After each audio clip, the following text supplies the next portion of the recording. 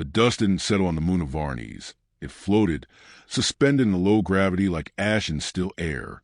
Sergeant Elias Ward lay prone on a jagged outcropping of obsidian rock, his sniper rifle cradled in his arms like a dying comrade. He had been silent for nearly a week, unmoving, save for small adjustments to his rifle scope and the barely perceptible rise and fall of his breath. His ghillie suit, made from nanoweave and scavenged Dominion biocloth, merged perfectly into blasted terrain.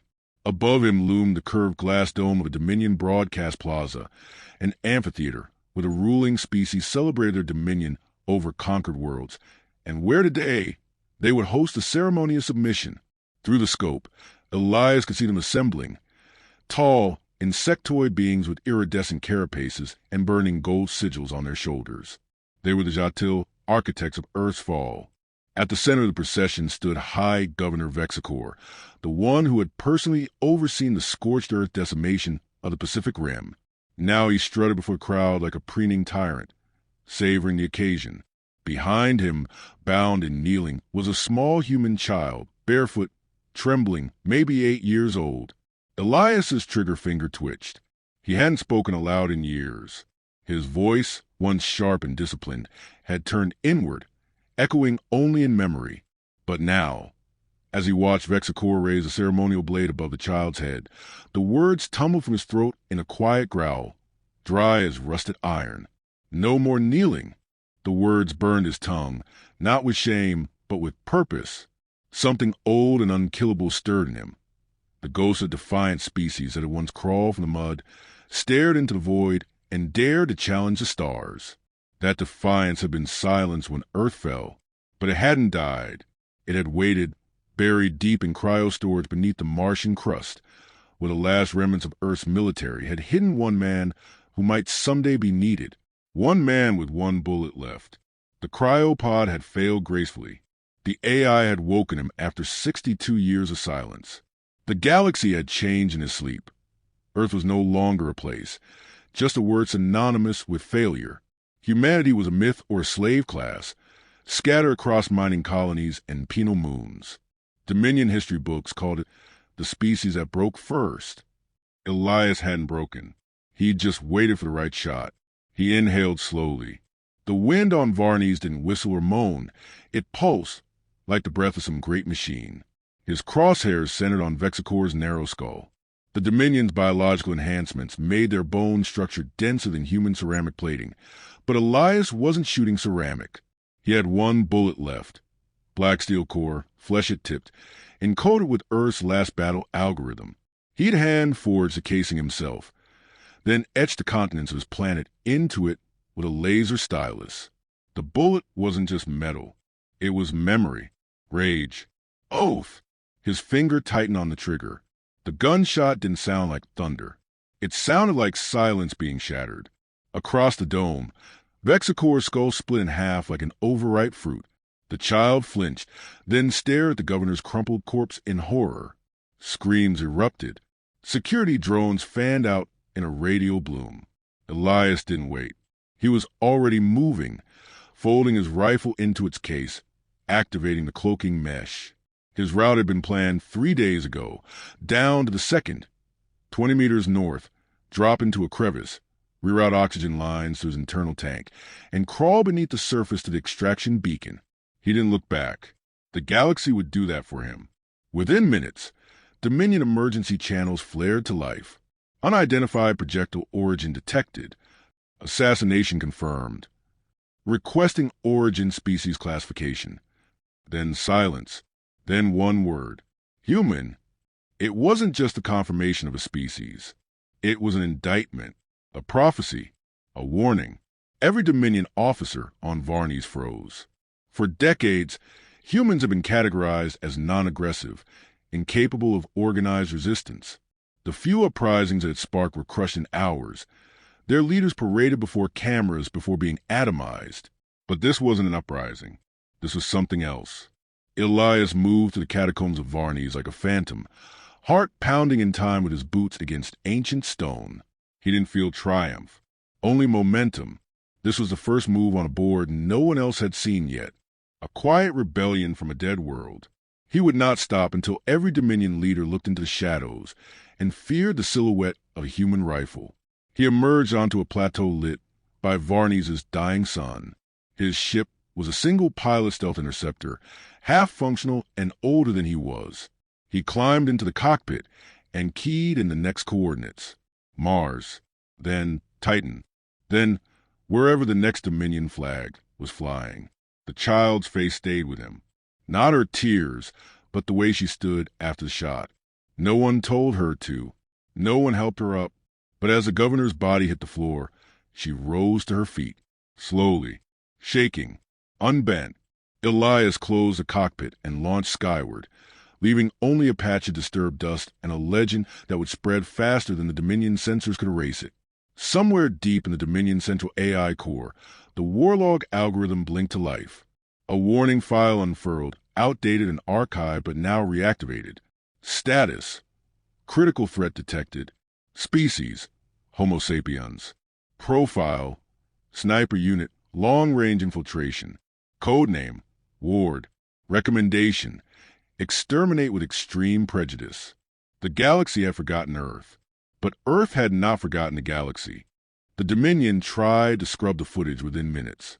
Every comm hub, every planetary data relay, every civilian neural implant that had absorbed the image of High Governor Vexacor's exploding skull was targeted for instant overwrite. But it was already too late. The kill, had spread like an uncontrollable virus. 500 billion beings across 5 sectors had seen it before the sensors arrived. Not just the shot, but the aftermath, the silence, the panic, and most of all, the child rising to her feet. The galaxy didn't yet know Elias Ward's name, but they knew what he was. Human, and more than that, unbroken. On Mars, beneath layers of rusted rock and forgotten steel, Elias dropped into an abandoned metro tunnel carved out by human hands a century ago. It smelled of oxidation and memory. The ruins still bore the faded murals of Earth's golden age. Wheat fields, oceans, children under blue skies. Time had sandblasted the colors away, but the outlines endured, like ghosts etched into bone. He moved with the calculated efficiency of a man who had spent his life making exits before alarms rang. His cloak shimmered and faded as he passed broken sensor arrays, motionless sentry bots, and burned-out drones. The Dominion had stopped patrolling Mars years ago. There was nothing left to conquer. Elias wasn't here for nostalgia. He was here for tools. The bunker was locked behind a retinal scanner keyed to old Earth military DNA. The Dominion hadn't bothered to dismantle it. They'd assumed no one alive could open it. Their mistake. The vault hissed open, revealing racks of Terran gear, compressed energy rounds, cloaking modules, cryo-combat stimulants. A full suit of hard recon armor hung, like a metal skeleton waiting to be filled. But Elias didn't need the suit. He needed the satellite uplink, the last operational node to Earth's orbital defense AI. He connected his wrist pad and waited. Then it spoke in a calm, synthetic female voice. Identity confirmed. Sergeant Elias Ward. Welcome back. A pause. Earth is gone. I know, Elias replied. What is your objective? Memory, he said, and fire. The uplink granted access to the dormant network. Old satellites blinked to life. Recon data swept across his visor. Dominion outposts, troop movements, unencrypted protocols. The enemy had grown complacent. Soft. They had forgotten the art of war against the patient enemy. He would remind them. On the Dominion capital ship Veritas, Lord Strategist Kavun leaned forward, mandibles flexing in suppressed agitation. The chamber smelled of burnt ozone and fear. The assassination had triggered alerts across Dominion intelligence. An entire cast of analysts had already failed to identify the shooter's location. All leads pointed to a near-mythical possibility: a human sniper. Impossible, Kavun hissed. A lower-ranking adjutant, trembling and pale, replied, the trajectory confirms a ballistic origin consistent with old Earth kinetic weaponry. No Dominion tech would leave such a traceable path. And the casing was found. It bears Earth markings. The strategist's 6 eyes narrowed. Then send the ash claws. The ash claws were elite. Genetically modified, surgically enhanced, tactically perfect. Their existence was a whisper even within Dominion circles. They operated without logos, without honor rituals, without failure. They were sent to Mars. Elias was waiting. He had wired the metro tunnels with seismic charges and magnetic choke traps. He let them come, 3 squads, invisible to thermal scans, dripping with cloaking tech and arrogance.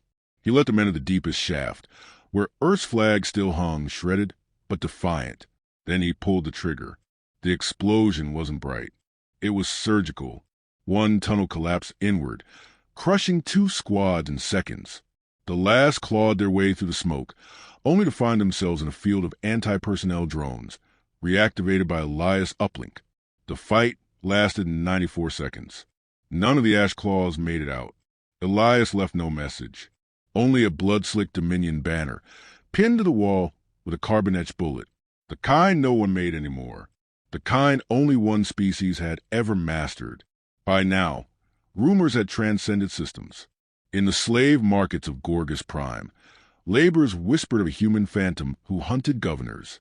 On the mining colonies of Zenthra, humans began carving the old Terran V into their bunk walls, vigilance from a lost military code, or maybe just vengeance. Dominion Command called for silence, new suppression, total narrative control. But the truth didn't need permission. It had already become legend. On the 4th moon of Telluride, Elias made his next move. He assassinated a Dominion archivist during a live speech on species obedience. One shot through a 4-inch thick crystalline wall. The speech ended mid-sentence. His target's last words were, "Human capacity for Rebe," followed by silence and shattered glass. Dominion reaction was swift. Martial law in 2 sectors, fleet deployments to former Earth territories, immediate lockdown on all Earth-descended genetic clusters. Innocents were rounded up. Public executions began. But that only deepened the fractures. Some species had always resented the Dominion's boot. The Ferax, the Lasari, even splinter cells within the Dominion's own lesser houses. For them, Elias wasn't a terrorist. He was a signal. He hadn't asked to become a symbol. But the galaxy was starving for one. Deep in the Martian vault, Elias watched the feeds. Rebellions were sparking in isolated pockets. Dominion military doctrine was being revised. He studied the new tactics they employed to flush snipers. He read their field logs, analyzed their psychology, and with every change they made, he adapted first. Still, something stirred in him beyond the cold calculations. He found recording among the vault archives. His daughter's voice, preserved in an old encrypted chip. "Daddy says the stars are full of bad people, but that he'll make them remember Earth." I believe him. He let it play once, then again. He didn't cry, but something in his posture shifted. He wasn't just fighting for vengeance anymore. He was fighting to be remembered. The Dominion had conquered Earth, burned its cities, crushed its people, but they had never truly broken them. Not all the way, because one man had remained. One shot had been fired, and one refusal had echoed across the stars. The war had not begun with an army. It had begun with a single man who would not kneel. The insurgency didn't begin with strategy or structure. It began with stories. First, of the sniper on Varnes, then the archivist on Telluride, then the governor on Syndrax, for who mysteriously fell during a live conference. His chest cavity imploded by a hypervelocity round no Dominion scanner had detected. In every case, there was no message, no manifesto. Just one result. Another figure of authority collapsed in a pool of their own blood. Witnesses whispered the same word. Human. Elias Ward watched the narrative unfold from a shadowed perch on Titan's dark side, his hand steady, his eyes hollow but alert. Around him hummed the flicker of ancient Earth surveillance satellites, reborn under Dawn's control. She mapped growing clusters of unrest across Dominion territory, blinking like red sparks in the dark. No longer isolated, no longer afraid. This wasn't supposed to spread, Elias muttered, mostly to himself. Correction, Dawn replied in his ear. Repression always breeds rebellion. You provided the proof of possibility. He didn't respond. Words were never his weapon. Precision was. A group of Lasari rebels had taken control of a remote comm tower on Delvos 2. Elias hadn't contacted them. They had reached out, transmitting a simple phrase on an encrypted Earth frequency. "We do not kneel." Dawn decrypted it in seconds. Their leader, a young Lasari named Vale, requested tactical guidance. Elias met them beneath a cracked hydroponic dome, where the air still reeked of ammonium rot. Vale approached first, barely into adulthood. He stood tall, emerald skin marked by ritual scars the Dominion had tried to burn away. But his eyes carried the same weight Elias saw in the mirror, anger, and something worse, the need to make that anger matter. "We thought your species was extinct," Vale said without ceremony. "We are," Elias answered. "Except for me." Silence stretched between them, until Vale lifted a makeshift rifle.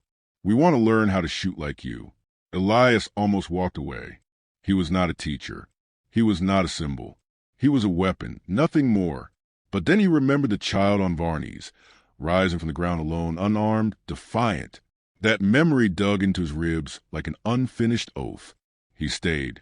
Over the next 10 days, Elias trained them with ruthless precision. He taught them how to breathe under pressure, how to see through fog and lies, how to wait. Most importantly, how to disappear after pulling the trigger. "Don't chase glory," he said. "Chase results." Their hands bled. Their pride cracked. But one by one, they learned. When a Dominion convoy passed near Delvos, the Lasari executed a perfect ambush. 3 shots, 2 kills, 1 wounded commander dragged away and interrogated for codes. No casualties on their side. They left behind a single Terran bullet, purposefully planted, a message with no words. The Dominion scrambled to respond. The once invincible military machine now bled credibility with every failure. Internal reports marked a disturbing trend. Fear among junior officers, mass resignations from security squads, and murmurs of sedition among lower Dominion castes. Subjugated species who had once accepted servitude now hesitated to obey. In a desperate attempt to regain control, Lord Strategist Kavun proposed the unthinkable, an open council session involving representatives from loyal species. A gesture, he claimed, to preserve unity. In reality, it was a last bid to reinforce dominion through fear. The message was simple: we remain supreme. Elias watched the broadcast from a derelict comm station orbiting Ganymede, light years from the council's silvered amphitheater. Delegates lined the chamber in ceremonial armor. At the center, Kavun stood on a raised dais, his voice reverberating with false calm. "Peace," he began, "is built on memory, the memory of who stands above and who kneels below. Let us not forget the order of things." Elias adjusted the signal gain and narrowed in on one particular delegate, a Pharaxi elder, hunched and scarred. The old warrior twitched every time the word kneel was spoken. Elias didn't need Dawn's analysis to understand. Resentment was already rooted deep. "This is where it starts," he said quietly. "No," Dawn replied. "This is where it cracks." When the council dismissed, Elias uploaded a pre-recorded message into a Dominion broadcast drone. For years, these drones had fed propaganda through every planetary system under Dominion control. That night, the programming failed. Instead, a low, graveled voice echoed from every screen and implant. "You built your peace on our backs. You fed your order with our silence. No more." Then a series of images, Vexacor falling, the child standing, the flag of Earth burning, then rising again in slow reverse, ashes coalescing into stars. The Dominion declared a security emergency. But the footage spread faster than any military order. On 3 mining moons, slaves refused to work. On 6 inner colonies, public protests erupted, led by species previously considered pacified. On Carrot Station, a Dominion warship commander defected, opening the station gates to Lasari rebels. One shot had started the tremor. Now the walls began to crack. Elias felt no triumph. He watched from orbit, arms folded, silent. Dawn processed the chaos with sterile precision. But beneath her data streams, something unexpected flickered. What might have passed for pride. "You've changed the trajectory," she said. "No," Elias muttered. "They did. I just reminded them how." He replayed his daughter's voice again that night. Make them remember. Her voice no longer haunted him. It fueled him. The Dominion wouldn't fall in a day. It had roots across galaxies, claws in every system. But it had grown arrogant, overconfident, and worst of all, it had forgotten what humans were. Not conquerors, not victims, refusers. As the rebellion spread, as species remembered their own pain and dignity, Elias prepared for the next phase. There was one place the Dominion still held sacred, untouched, unchallenged, the Grand Hall of Submission on Virex Prime, the symbolic heart of Dominion supremacy. No human had ever set foot there. Elias intended to walk through its gates, and he would not kneel. The stolen Dominion shuttle pierced Virex Prime's atmosphere cloaked in synthetic clearance codes, its plating disguised with nano-etched sigils of authority. It descended like a dagger in slow motion, silver hull reflecting the tiered skylines of the capital world. Cities on Virex didn't sprawl. They spiraled, geometrically perfect, their towers wound like crystalline thorns around a nexus of power. The Grand Hall of Submission. Inside the ship, Elias Ward sat still, silent, his face hidden beneath a worn hood. The vibrations from atmospheric entry thrummed beneath his boots, but his pulse remained steady. He had memorized every street leading to Hall, every patrol pattern, every overlapping sensor net. This wasn't a suicide mission. This was execution. His final shot, delivered not from a distant ridge or orbital nest, but from within the beast's own throat. Beside him, tucked into a magnetic sling, lay his rifle. Ancient design, rebuilt a dozen times over the decades, now customized for one final operation. The barrel shimmered faintly from cryo-cooling. Its chamber held a single, hand-etched round. One bullet, forged from salvaged Earth alloys, encoded with subdermal disruptors, sealed with his daughter's initials. He had carried it across stars. It would not miss. The landing platform rose to meet the shuttle, docking with a soft hydraulic hiss. Elias moved through the checkpoint like a shadow beneath floodlights. The Dominion guards barely glanced at his forged credentials. They expected diplomats, servants, and spectators today, not assassins. After all, who would dare strike at the heart of the most feared empire in the galaxy? He passed beneath arches of bone glass, through corridors pulsing with artificial light and gold-veined stone. The architecture screamed of victory, of trophies and extinction. Along the hallway walls, holograms displayed the names of thousands of conquered worlds, each line a grave, each glyph a monument to submission. At the bottom, flickering and dim, hung the final entry, Terra 3187, extinct. He paused for only a second, then moved on. Inside the Grand Hall, the dome stretched a kilometer across, the ceiling curved like the inner shell of a beast's skull. Delegates from hundreds of species gathered in ascending tiers, dressed in ceremonial robes and breathing through culture-specific filters. They had come not just to witness, but to celebrate. Today, Earth would be formally removed from the historical record. Its language purged from databanks, its cultural symbols archived into oblivion, its name erased from Dominion cartography, not simply defeated, forgotten. At the center of the stage stood Supreme Chancellor Koratal, draped in imperial violet, his voice deepened by subvocal harmonics. For order to live, he intoned, memory must die. For peace to persist, chaos must be unmade. And for unity to reign, Earth must finally fall. Applause thundered across the chamber, hollow and orchestrated. Elias slipped into position in the upper ring, beyond the last perimeter of active scans. From beneath his robe, he began assembling the rifle. Each movement was deliberate, mechanical, practiced. The weapon hummed to life in his hands, syncing with his optic implant. Dawn's voice pinged softly into his ear. Local jammers compromised.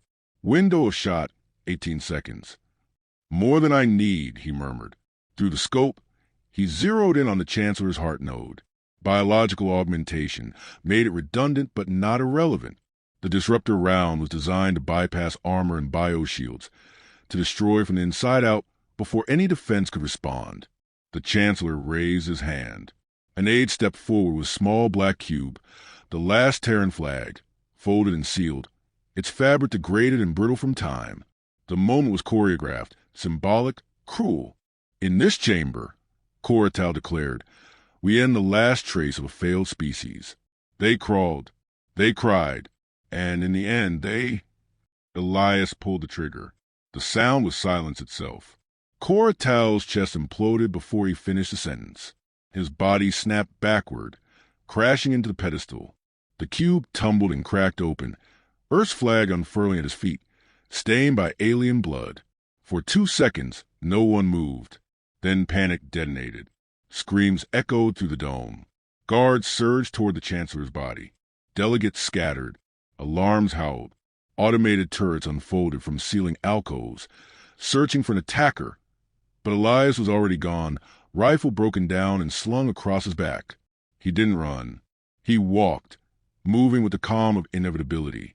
He passed stunned soldiers, too confused to question his authority. Fire teams scrambled toward the upper balconies. None looked at the man in the servant's robe moving against the tide. Dawn's voice buzzed in his ear. Broadcast confirmed. Every Dominion channel compromised. Rebellion forces mobilizing. Lasari FC's 4 stations. Feraxi military units have turned. Status of civilian nets? Elias asked. Viral footage spreading. 10 billion views in 1 hour. Good. Let them see. Outside the Grand Hall, armored transports rumbled across the square. Dominion suppression drones deployed in waves. But in the sky above, the shimmer of orbital defense satellites flickered, then vanished. The outer atmosphere exploded in light. Human-engineered killsats, buried since Earth's fall, activated under Dawn's command. They weren't weapons of mass destruction. They were surgical. One by one, Dominion command ships were severed from the fleet.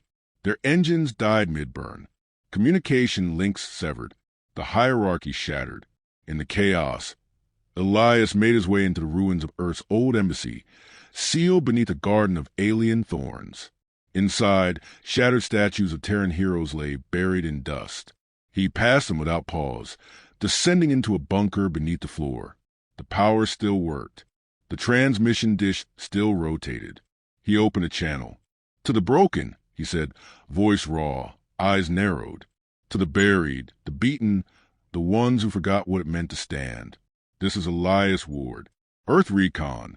I was forged on a dead planet. I remember what they made us do. I remember how we bowed. And I remember that moment when we stopped. He paused, breath uneven. They thought killing Earth would end us. But they forgot the one truth we were born with. You can't burn a memory. And you can't kneel a species that's already been through hell. His hand trembled. Blood darkened the robes at his side.